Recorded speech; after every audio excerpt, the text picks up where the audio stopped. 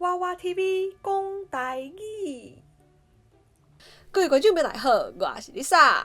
咱的生活离袂开电，不管是要开电火、吹冷气，也是拍电动，拢需要用到电。不过电水倒位来的？你敢知影电其实有真侪种发电的方式？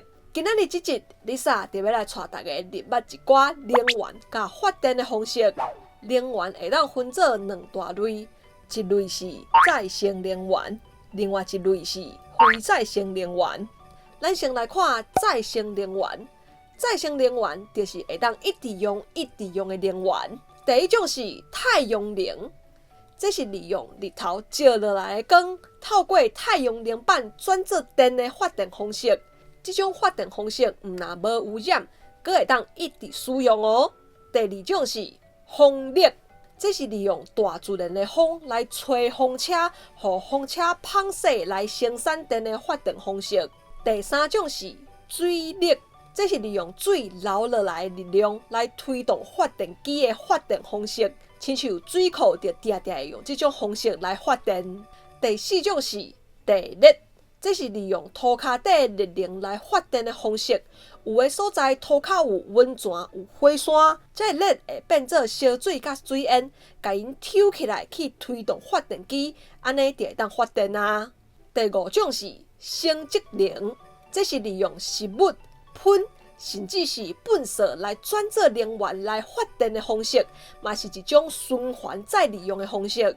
第六种是海洋能。这是利用海涌、海流、温差等等的海洋条件来发电的方式。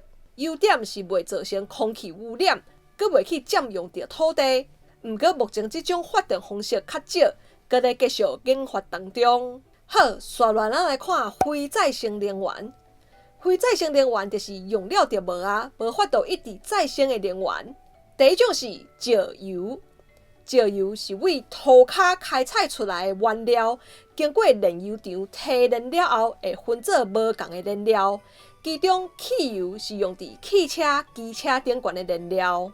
第二种是天然气，天然气嘛是为土骹开采出来的气体，经过处理了后，会变做咱处理用的雅士。咱煮饭、热水炉拢会用到雅士哦。另外，因为台湾天然气较少，所以大部分拢是为外国进口的。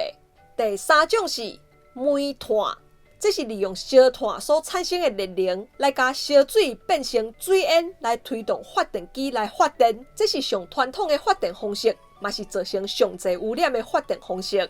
第四种是核能。核能发电是利用原子核分裂的过程所产生的能量来发电的方式，虽然发电效率真高，不过是有产生辐射的风险，所以需要非常严格的安全管理。另外，核电厂所产生出来的核废料要放倒位，嘛是一个真歹处理的问题。